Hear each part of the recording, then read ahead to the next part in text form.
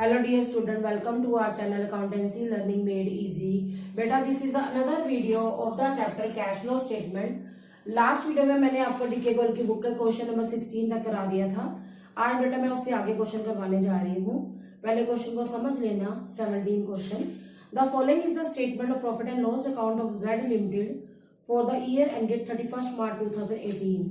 हमें क्वेश्चन के अंदर इनकम स्टेटमेंट नजर आ रही है. उसके अंदर लास्ट लाइन देखिए, प्रॉफिट बिफोर टैक्स दे रखा है 8 लाख. हमने यहीं से स्टार्ट करना होता है क्वेश्चन.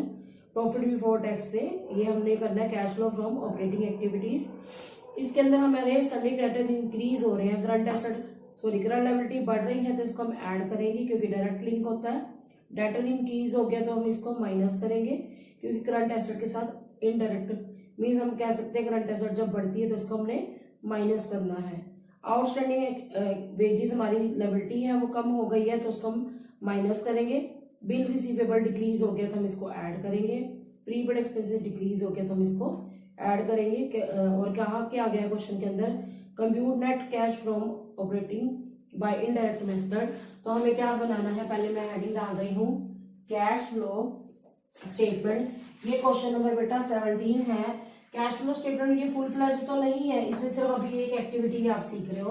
तो पहले ये वाली एक्टिविटी जो है वो सीख लीजिए. उसके बाद मैं आपको अगली एक्टिविटी सिखाऊंगी. 3 तरह की एक्टिविटीज बताई है मैंने आपको. Cash flow from operating activity, cash flow from investing activity, cash flow from financing activity. तो अभी आप कैश फ्लो स्टेटमेंट सीखिए. Cash flow statement question number बेटा कौन सा है, 17. ठीक है. For the year ended 31st March 2018. कभी कभी क्वेश्चन के अंदर बैलेंस शीट दी होती है, कभी कभी क्वेश्चन के अंदर हमें इनकम स्टेटमेंट दिया होता है. वो डिपेंड करता है कि आपको क्या लिखा है. 31st March 2018. इस क्वेश्चन में हमें प्रॉफिट एंड लॉस के अकाउंट दे रखा है, statement of profit and loss दे रखा है. तो हमने उसमें से करना है कैलकुलेट. तो सबसे पहले लिखिए फॉर्मेट इसका पर्टिकुलर्स, फिर है बेटा अमाउंट,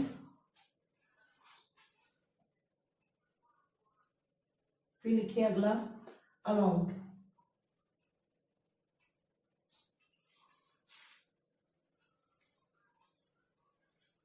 सबसे पहले लिखिए cash flow from operating activities, cash flow from operating activities. ये एक्टिविटी स्टार्ट होती है बेटा नेट प्रॉफिट बिफोर टैक्स से.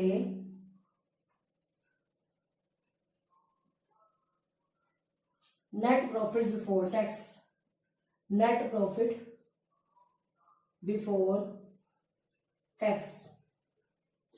अब आप देखिए हमें जो टैक्स से नेट प्रॉफिट बिफोर टैक्स दे रखा है दैट इज 8 लाख. ठीक है. पर ऐसा नहीं कि हमने डायरेक्ट बाकी हमें एडलेस कर देना है, हमें एडजस्टमेंट्स करनी है. लिखिए adjustment for non cash and non operating items, non operating items. ठीक है बेटा. इसके अंदर हमारे को क्या दे रखा है, आप देखिए इसके अंदर हमें डेप्रिसिएशन एंड अमोर्टाइजेशन दे रखा है. ऐड करेंगे हम डेप्रिसिएशन क्योंकि डेप्रिसिएशन नॉन कैश आइटम इसलिए प्लस होता है. अमोर्टाइजेशन मीन्स रिटर्न ऑफ करना, ये भी नॉन कैश है. And amortisation, amortisation means written off, जैसे patent written off, goodwill written off, trademark written off. तो ये हमें अमाउंट दे रखा है इसका. अमोर्टाइजेशन एक्सपेंस और डेप्रिसिएशन इकट्ठा ही दे रखा है 80,000. हमने ये ऐड करना है और हमारी और कोई आइटम ऐड की नहीं है, हम इसको ऐड कर देते हैं. तो हमारा आ गया बेटा 88,000. इसको कहते हैं क्या है, operating profit before working capital changes. Operating profit before working capital changes. ठीक है. उसके बाद हमने क्या करना है बेटा, हमने ऐड करना है decrease in current asset, decrease in current asset, increase in current liability. ठीक है, उसके बाद हमने लेस करना है इंक्रीज इन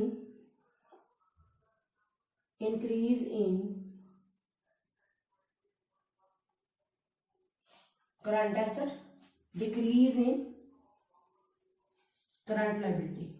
अब देखिए आपको क्या नजर आ रहा है, मैं वैसे बता चुकी हूँ संडे क्रेडिटर इंक्रीज हुए तो हमने इसको प्लस करना है, तो संडे क्रेडिटर्स आ जाएंगे इंक्रीज में, क्योंकि हमारे संडे क्रेडिटर लायबिलिटी है, लायबिलिटी जब इंक्रीज होती है तो हम इसको क्या करते हैं, ऐड करते हैं। तो संडे क्रेडिटर इंक्रीज हो गए 40,000 थे, हम इसको प्लस वाली आइटम में लिख देंगे 40,000।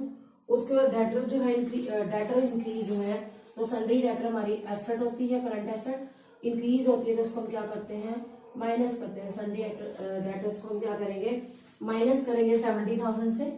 ठीक है, उसके बाद हम आगे पढ़ते हैं, आउटस्टैंडिंग डिक्रीज हो गए एक्सपेंसिव, तो आउटस्टैंडिंग वेजेस जो है वो हमारी क्या है, करंट लायबिलिटी है वो डिक्रीज हो गई है, आउटस्टैंडिंग वेजेस माइनस हो जाएगी, दैट इज 10,000। उसके बाद आपका बिल रिसीवेबल डिक्रीज हो गया, बिल रिसीवेबल हमारी करंट एसेट है, करंट एसेट जब डिक्रीज होती है तो वो ऐड होती है। ठीक है, that is bill receivable is 5,000, आप लिख दीजिए 5,000। उसके बाद अगला आता है प्रीपेड एक्सपेंसेस डिक्रीज हो गए, प्रीपेड एक्सपेंसेस हमारी करंट एसेट है वो डिक्रीज हो गई, तो ये ऐड हो जाएगी। इसका मतलब 20,000 हम और ऐड कर देंगे। ठीक है, उसके बाद ये पॉइंट जो बच्चे भूल जाते हैं, ओपनिंग इन्वेंट्री देखो हमारी वहां दे रखी है, चेंज इन इन्वेंट्री में 8 लाख है और क्लोजिंग जो है 9 लाख है, तो हमारी इन्वेंट्री बढ़ गई है, तो इन्वेंट्री बढ़ी है तो हमारी करंट एसेट बढ़ी है, उसको हम क्या कर देंगे, माइनस कर देंगे। इन्वेंट्री हमारी 1 लाख से बढ़ गई है तो हम इसको माइनस कर देंगे। अब हम क्या करते हैं, पहले इनको प्लस करते हैं, 65,000 आ गया, 65,000 हम 88,000 में क्या करते हैं प्लस, 1,53,000 आ गया। अब ये आया 1,70,000, तो हमें पता चल रहा है कि हमारा आंसर जो है नेगेटिव आ रहा है। हमारा आंसर दोबारा एक बार चेक कर लेते हैं, हमारे पास जो नेट प्रॉफिट है वो है, सॉरी नेट प्रॉफिट हमारा 8 लाख है, 8 लाख। ठीक है, नेट प्रॉफिट बिफोर टैक्स है तो इसमें 8,88,000, 8 लाख, इसका टोटल हो जाएगा बेटा 8,80,000। इसमें हम ये 65,000 ऐड करेंगे, तो मैं दोबारा बताती हूँ इसका क्या आएगा बेटा, इसका टोटल आ गया 9,45,000। अब इसमें से हमने ये माइनस करना है 1,80,000, इसका टोटल है 1,80,000, वो हमने माइनस करना है तो हमारा आ जाएगा 7,65,000। तो आंसर आ गया cash flow from operating activities. From क्यों लिखा, क्योंकि हमारा आंसर पॉजिटिव आ रहा है। अब चलते हैं बेटा नेक्स्ट क्वेश्चन नंबर 18 की तरफ। पहले क्वेश्चन को समझ लेना। 18 का ए पार्ट है, पहले देखिए इसमें क्या कहा गया है। From the following information calculate cash flow from operating activities. Profit and loss का बैलेंस दे रखा है, ओपनिंग बैलेंस 5,50,000 है, क्लोजिंग बैलेंस हमें 8 लाख दे रखा है। Amount transfer to general reserve 50,000, income tax provision made 1,50,000। ठीक है, उसके बाद हमने क्या करना है, उसके बाद डिस्काउंट ऑन इश्यू डिबेंचर दे रखा है, वो रिटर्न ऑफ होता है, ये आपको पता है। हमने जो है discount on issue of written off add back करना है, रिटर्न मतलब डब्ल्यू। प्रीपेड एक्सपेंसेस हमारे ओपनिंग दिए, क्लोजिंग नहीं है, इट मीन ये कम हो गए होंगे, कम हुए मतलब 8,000 से 0 हो गए तो हमारे प्रीपेड एक्सपेंसेस ऐड हो जाएंगे। Loss on sale of furniture हमारा ऐड हो जाता है, और इनकम फ्रॉम इन्वेस्टमेंट जो हमारी माइनस होती है। ठीक है, तो हमने अब करना क्या है, सबसे पहले हमने जो प्रॉफिट एंड लॉस का डिफरेंस है वो हमने क्या करना है, लेना है। किस तरह से करना है, इससे पहले हमें क्या बनाना पड़ेगा, नोट्स बनाना पड़ेगा, क्योंकि हमारे पास जो प्रोविजन फॉर टैक्स दे रखा है, जो या जनरल रिजर्व दे रखे हैं हमें, वो हमें ऐड करना है नेट प्रॉफिट बिफोर टैक्स के लिए। क्यों, क्योंकि उसने हमारे प्रॉफिट को क्या कर रखा है, कम कर रखा है, तो उसको बढ़ाने के लिए, क्योंकि हमें नेट प्रॉफिट बिफोर टैक्स लेना है, हमें इसको क्या करना है, ऐड करना है। तो लिखिए जरा, calculation of net profit before tax, question number 18A, calculation of net profit before tax. Net profit before tax. सबसे पहले आपने डिफरेंस लेना है closing balance of profit and loss जो दे रखा है हमें, उसमें से हमने opening balance of period minus करना है। प्रॉफिट एंड लॉस का जो हमें क्लोजिंग बैलेंस दे रखा है बेटा, ये कौन सा है बैलेंस, ये है 8 लाख, उसमें से आपने 5,50,000 माइनस कर देना है। यानी प्रीवियस ईयर में हमें 5,50,000 का प्रॉफिट हुआ था, करंट ईयर में हमें 8 लाख का प्रॉफिट हुआ था। लेस करिए opening balance of profit and loss, opening balance of profit and loss, ये आ गया हमारा 2,50,000। अब हमारा जो क्या हुआ है, अमाउंट ट्रांसफर किए जनरल रिजर्व में, तो अमाउंट ट्रांसफर करने की वजह से हमारा प्रॉफिट कम हो गया होगा, हमें बिफोर लेना है तो उसमें ऐड बाय कर देंगे। लिखिए add transfer to general reserve, transfer to general reserve, ठीक है। और है हमारा provision for tax, provision for tax जो हमने मेड किया था, बनाया था, उसने हमारे प्रॉफिट को क्या कर रखा है, कम कर रखा है। प्रोविजन फॉर टैक्स को हमने ऐड बैक कर देना है। अमाउंट इज 50,000 जनरल रिजर्व का, और हमारा 1,50,000 जो है प्रोविजन फॉर टैक्स का है, तो ये आया 2 लाख। 2 लाख को आप इसमें प्लस कर देंगे तो हमारा जो आंसर है ये नेट प्रॉफिट बिफोर टैक्स का आ जाएगा 4,50,000। इसी से हमने क्या करना है, स्टार्ट करनी है cash flow from operating activity. तो लिखिए जरा कैश फ्लो स्टेटमेंट फॉर्मेट बना लीजिए for the year ended 31 March 2018। Cash flow statement for the year ended 31st March 2018, ठीक है। फॉर्मेट इसका लिखिए पर्टिकुलर्स प्लस, फिर लिखिए amount, amount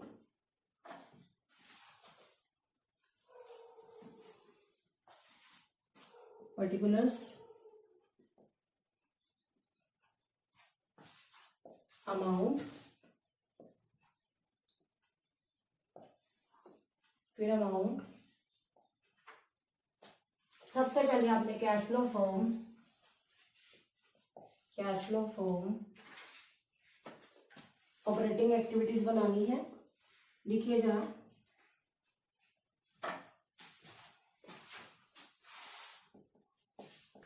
cash flow from operating, investing financing तो वैसे भी नहीं पूछी और हमें आइटम्स भी सारी नहीं दे रखी, तो हमने सिर्फ ऑपरेटिंग एक्टिविटीज ही निकालनी है।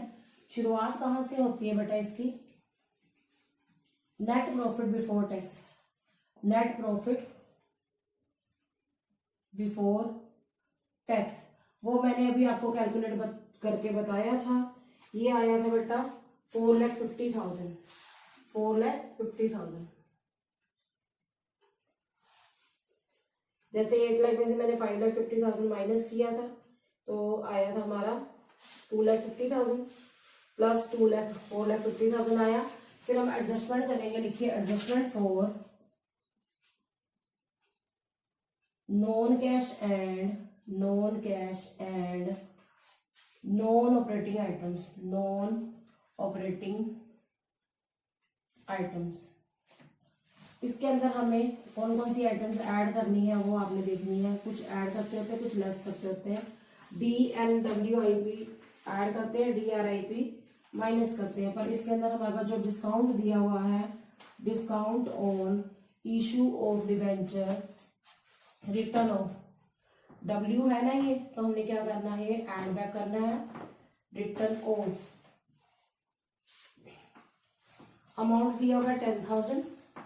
फिर लॉस दिया हुआ है, loss on sale of furniture, loss on sale of furniture, ये हमारा नॉन ऑपरेटिंग एक्सपेंस है, कभी कभी होने वाला, तो इसलिए हम इसको ऐड बैक कर देते हैं क्योंकि हम ऑपरेटिंग एक्टिविटी कर रहे हैं। इसका अमाउंट बेटा है 1,000, ठीक है। इनको हम प्लस कर देंगे, 2 आइटम है प्लस वाली, 11,000 हो गया इसका टोटल, तो आ गया 4,61,000। इसमें हम माइनस करेंगे नॉन ऑपरेटिंग इनकम को। इसमें नॉन ऑपरेटिंग इनकम हमें पता चल रही है कौन सी है, income from investment, income from investment, DRIP drip वाला ये आई है, इनकम रिसीव्ड फ्रॉम इन्वेस्टमेंट। ये अमाउंट है बेटा 4000, तो इसको आप माइनस कर दीजिए, 4,57,000 आ गया। इसके सामने लिखिए operating profit, operating profit before working capital changes, before working capital changes. अब हम क्या करेंगे, कुछ आइटम्स को हम इसमें प्लस करेंगे और कुछ को माइनस करेंगे। किसको हम ऐड करते हैं, decrease in current asset, increase in current liability. तो लिखिए जरा ऐड, इसके अंदर हमारी एक ही आइटम है बस, हमारी करंट एसेट कम हो रही है, add decrease in current asset. वैसे हम लिखते हैं इंक्रीज इन करंट लायबिलिटी भी, पर हमारे पास कोई आइटम नहीं है, ठीक है। इसमें सिर्फ एक प्रीपेड एक्सपेंसेस है जो हमारे पहले थे, ओपनिंग थे, अब है नहीं।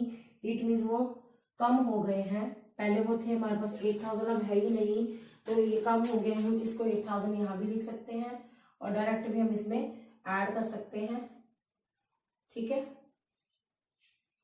4,65,000 आ गया हमारा।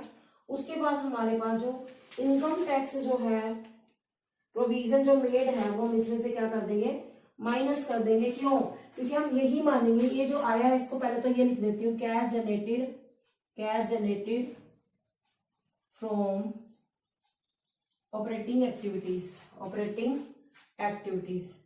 अब जो इनकम टैक्स है, क्योंकि हमें दो नहीं दिए हुए, या तो प्रीवियस ईयर करंट ईयर दिया होता फिर तो ठीक था कि प्रीवियस ईयर का पेड यहाँ से माइनस कर देते, लेकिन हमें एक ही दे रखा है जो मेड है, उसी को हमें पेड भी मानना पड़ेगा। जो हमारा प्रोविजन फॉर टैक्स है वो हम क्या कर देंगे, यहाँ से माइनस कर देंगे, प्रोविजन फॉर टैक्स। उसका अमाउंट बेटा है 1,50,000, तो ये माइनस कर दीजिए यहाँ से 1,50,000। चाहे आप इसको ब्रैकेट में लिख के माइनस कर दो तब भी ठीक है। तो हमारे पास अभी पैसे बच जाएंगे, तो उसको हम बोलेंगे क्या, ये अमाउंट आएगा 3,15,000। Cash flow from operating activities, मैं क्यों बोल रही हूँ इसको फ्रॉम, क्योंकि अभी बच रहे हैं पैसे, तो लिखिए कैश फ्लो फ्रॉम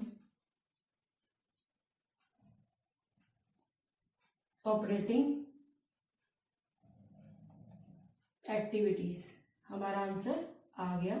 ये था हमारा क्वेश्चन नंबर 18 का ए पार्ट। अब चलते हैं बेटा क्वेश्चन नंबर 18 के बी पार्ट पे, पहले समझोगे इसको। From the following information calculate cash flow from operating activities. Profit and loss account का बैलेंस डेबिट दे रखा है, डेबिट मीन्स ये लॉस है, ये ओपनिंग बैलेंस है, और क्लोजिंग बैलेंस हमारा 31 मार्च 2018 का है, ये है 60,000। यानी कि हम क्लोजिंग में से ओपनिंग माइनस करते हैं, 60,000 माइनस 12,000, तो ये 72,000 हो जाएगा, क्योंकि करंट ईयर में से हम प्रीवियस ईयर माइनस करते हैं, पर प्रीवियस ईयर में पहले ही लॉस है। राइटिंग ऑफ प्रीलिमिनरी एक्सपेंसेस, ये रिटर्न ऑफ हो रहा है, डब्ल्यू एड बैक हो जाएगा। जब हम नेट प्रॉफिट बिफोर के टैक्स के नीचे एडजस्टमेंट्स लिखते हैं, उसमें ये डब्ल्यू ऐड हो जाएगा। ट्रांसफर टू जनरल रिजर्व ये हमारा आएगा जब हम नेट प्रॉफिट बिफोर टैक्स निकालते हैं, कैलकुलेशन करते हैं, वर्किंग नोट में उसमें ऐड हो जाएगा। Transfer to provision for doubtful debt, यानी कि हमारे provision for doubtful debt increase हो गया है, हमारा ये ऐड होगा नेट प्रॉफिट बिफोर टैक्स में। Increase in TR, trade receivable बढ़ गए, एसेट बढ़ गई, इसको माइनस करेंगे। ट्रेड पेबल पिछले साल 60,000 थे, क्योंकि इस साल के ओपनिंग दिए हुए हैं, और इस साल के एंड में 52,000 है, तो 8,000 डिक्रीज हो गया, इसको हम माइनस कर देंगे क्योंकि ये करंट लायबिलिटी है। प्रीपेड एक्सपेंसेस पहले 7,500 थे, 5,000 हो गए, तो ये कम हो गया 2,500 से, हम इसको ऐड कर देंगे। आउटस्टैंडिंग एक्सपेंसेस हमारे प्रीवियस ईयर में जो लास्ट डेट को पिछले साल दिया कह दो, या इस साल की बिगिनिंग में 4,000 है, हमारी लास्ट डेट को नहीं दिए हुए 2018 की, तो ये डिक्रीज हो गए हैं। करंट लायबिलिटी डिक्रीज होती है, तो हम इसको क्या कर देते हैं, माइनस कर देते हैं। तो सबसे पहले आपको क्या करना पड़ेगा, नोट्स बनाने पड़ेंगे, कैलकुलेशन करनी पड़ेगी नेट प्रॉफिट बिफोर टैक्स की, ठीक है। तो आप लिखिए जरा, नोट्स जरूर बनाया करो आप, क्योंकि नोट्स के भी मार्क्स होते हैं, यहाँ पर आपको नोट्स बनाने पड़ेंगे calculation of net profit before tax के लिए। क्वेश्चन नंबर बेटा 18 का बी है, तो लिखिए जरा 18B, calculation of net profit before tax, net profit before tax.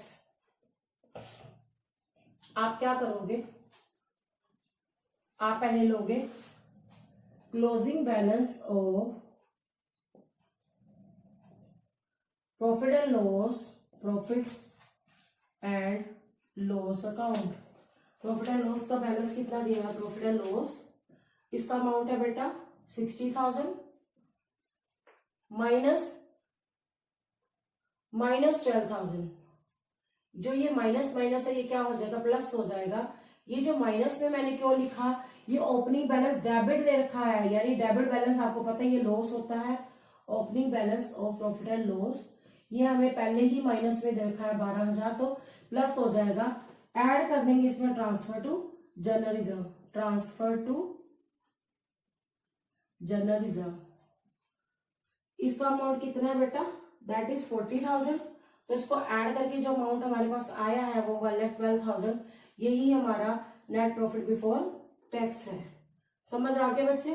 अब इसी से हमने क्या करना है, इसी से हमने cash flow from operating activity में लिखना है 1,12,000, 1,12,000। तो लिखिए जरा,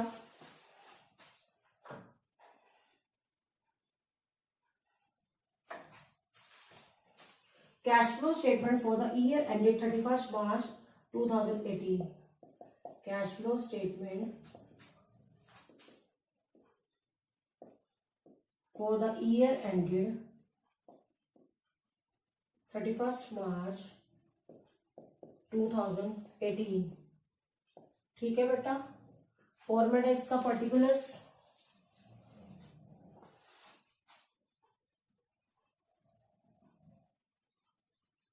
फिर अमाउंट, फिर amount,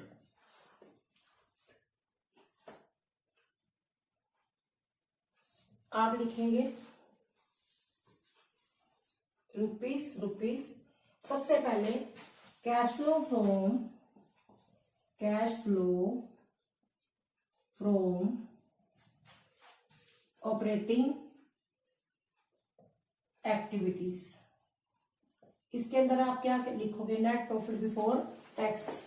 net profit before tax मैंने अभी 1,12,000 निकाला था, वही लिखोगे net profit before tax, net profit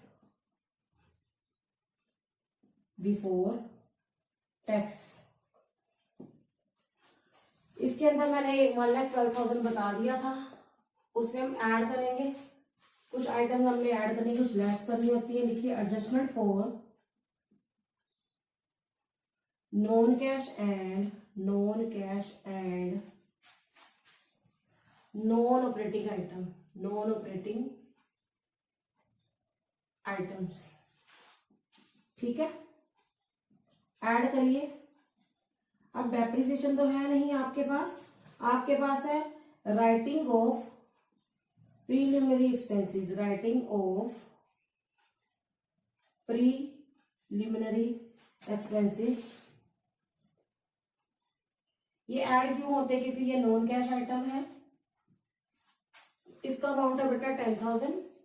उसके बाद आपका प्रोविजन फॉर डाउटफुल डेट जो इंक्रीज हुआ था, transfer to provision for tax.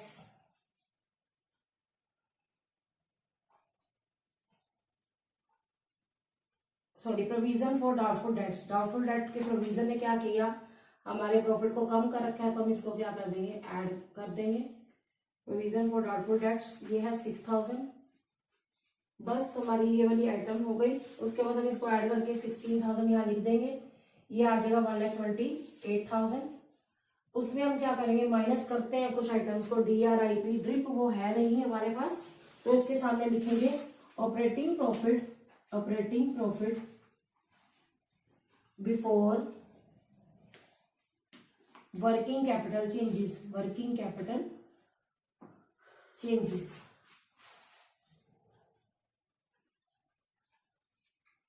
उसके बाद बेटा हम करते हैं add decrease in current asset, decrease in current asset, increase in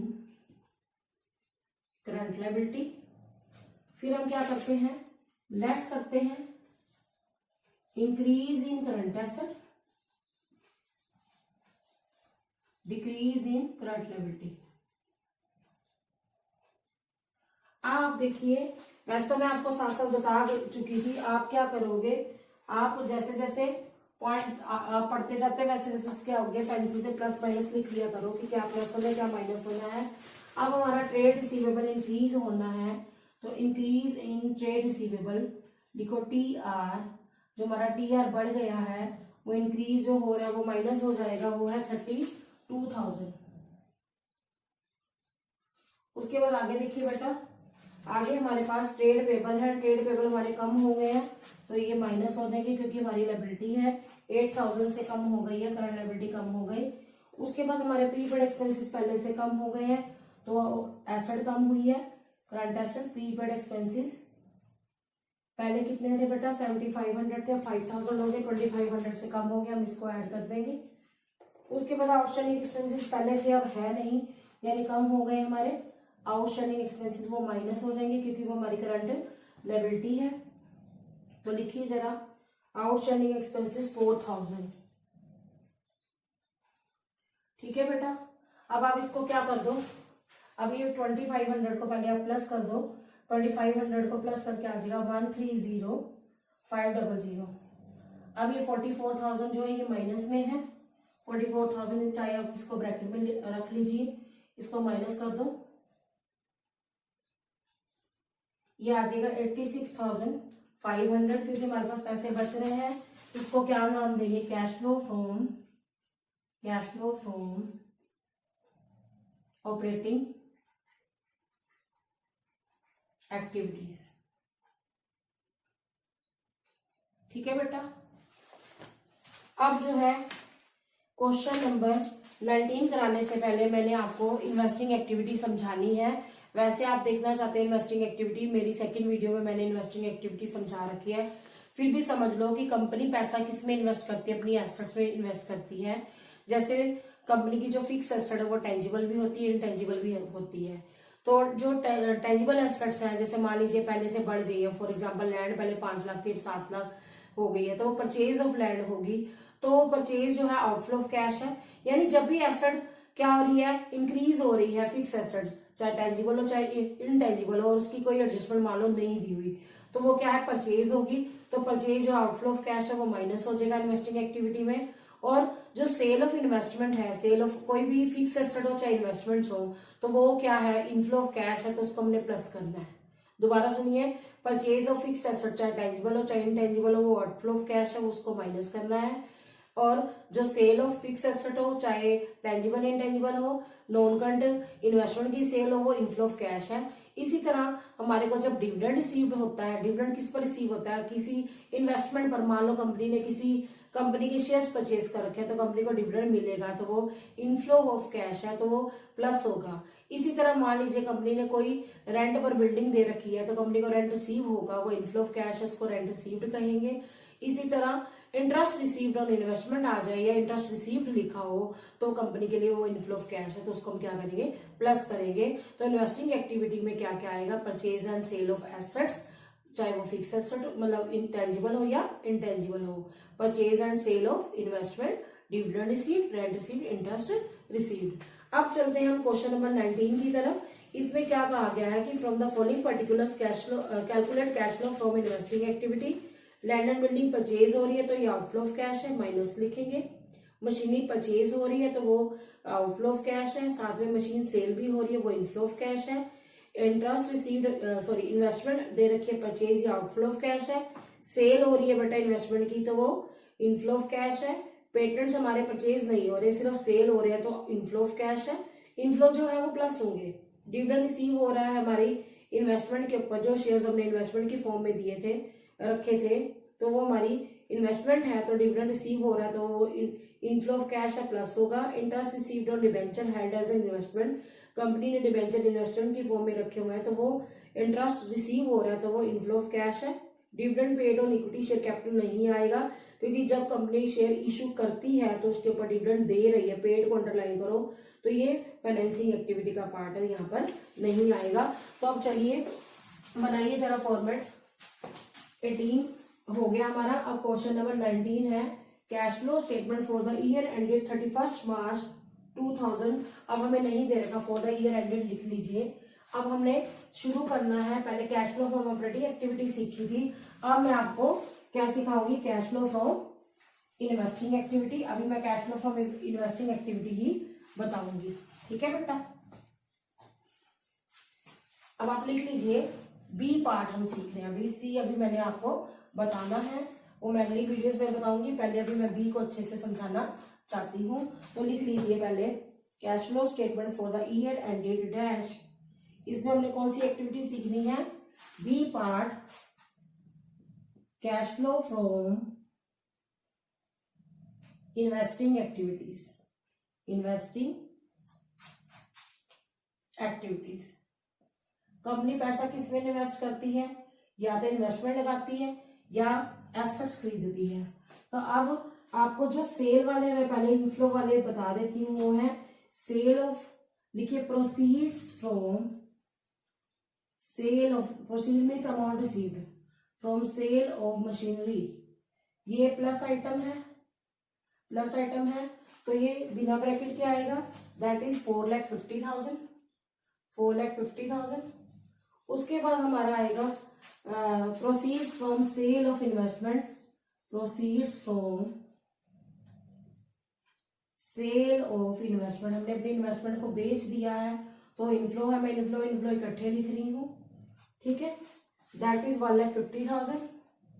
उसके बाद proceed from sale of patents, proceeds from sale of patents, ये इनफ्लो ऑफ कैश है। अमाउंट कितना बेटा, दैट इज 60,000। उसके बाद डिविडेंड रिसीव्ड, इंटरेस्ट रिसीव्ड, जो dividend received है वो भी हमारी इनकम है, इनफ्लो ऑफ कैश है। फिर इंटरेस्ट रिसीव्ड, इंटरेस्ट रिसीव्ड। कभी कभी कंपनी किसी कंपनी के दूसरी कंपनी के शेयर्स खरीद लेती है, वो कंपनी के लिए इन्वेस्टमेंट है, तो वो कंपनी वाले इस कंपनी को क्या देते हैं, डिविडेंड देते हैं। तो डिविडेंड इस प्रॉफिट का हिस्सा, तो ये कंपनी के लिए क्या है, पैसा आया है, इनकम है। इंटरेस्ट रिसीव हुआ, जो कंपनी को इन्वेस्टमेंट रखी है, डिवेंचर के फॉर्म में इन्वेस्टमेंट करी है कंपनी ने, तो वो क्या है, वो पैसा आया है, इनफ्लो ऑफ कैश है, इंटरेस्ट रिसीव हुआ। उसके बाद हम purchase of land and building करेंगे। जो लैंड एंड बिल्डिंग परचेज की है वो कंपनी के लिए आउटफ्लो ऑफ कैश है, पैसा बाहर जा रहा है, यानी कैश एंड कैश इक्विवेलेंट में चेंज आ रहा है। ये जो हम माइनस में लिखेंगे 5 लाख, ब्रैकेट लिख लीजिए क्योंकि आउटफ्लो ऑफ कैश है। उसके बाद आपका जो मशीनरी परचेज की है, लिखिए purchase of machinery, purchase of machinery, जो मशीनरी खरीदेंगे उससे पैसा बाहर जाएगा, आउटफ्लो है 3,40,000। इसको भी आप ब्रैकेट में लिख लीजिए, ठीक है। उसके बाद purchase of investment, purchase of investment,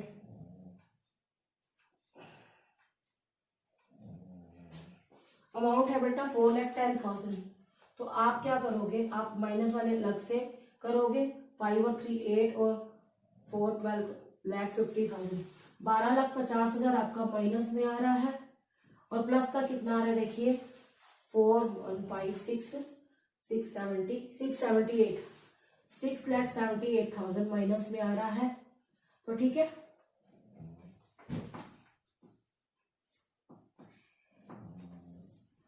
5,72,000 हमारा कैश यूज्ड इन आया। क्यों आया यूज्ड इन, क्योंकि हमारा आंसर नेगेटिव है।